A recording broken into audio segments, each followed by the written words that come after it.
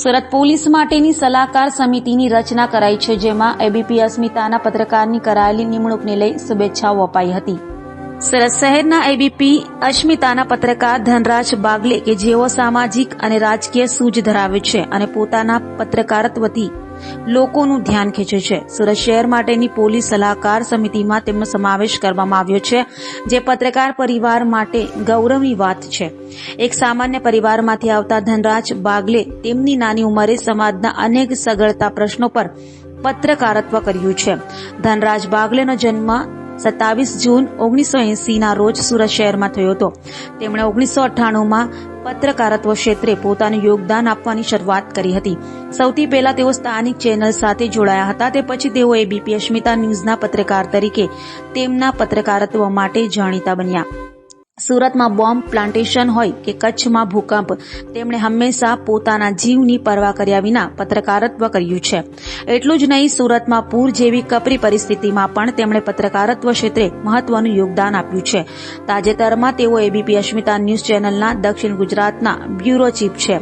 રાજકીય પત્રકારત્વમાં મજબૂત પ્રભાવ ધરાવતા ધનરાજ બાગલનો શહેરની કાયદો અને વ્યવસ્થાને સુવ્યવસ્થિત કરવા માટે રચાયેલી પોલીસ સલાહકાર સમિતિમાં સમાવેશ કરવામાં આવ્યો છે, જેથી તેઓને શુભેચ્છાઓ પાઠવાઈ છે।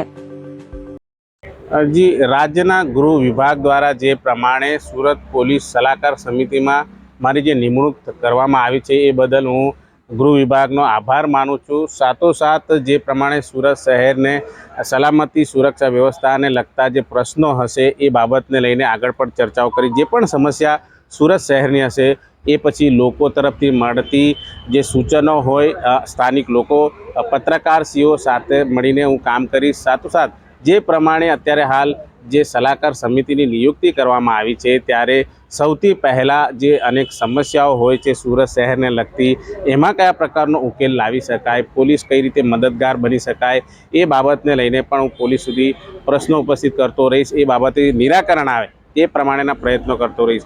खास करीने जे पत्रकार मित्रों छे, मारा जे सहपाठीओ छे तेमणे मने मदद करी छे अने अत्यार सुधी जे रीते तमाम पत्रकारश्रीओनी मदद थकी हूँ आ स्थान पर पहोंच्यो छूं त्यारे तमाम जे स्थानिक लोकोना मुद्दा होय, पत्रकारश्रीओना प्रश्नो होय, रजूआतो होय, तमाम मुद्दाओने पोलीस सुधी पहोंचाडीने तेनो प्रश्नोनुं निराकरण आवे ते प्रमाणेनो प्रयास करीशुं।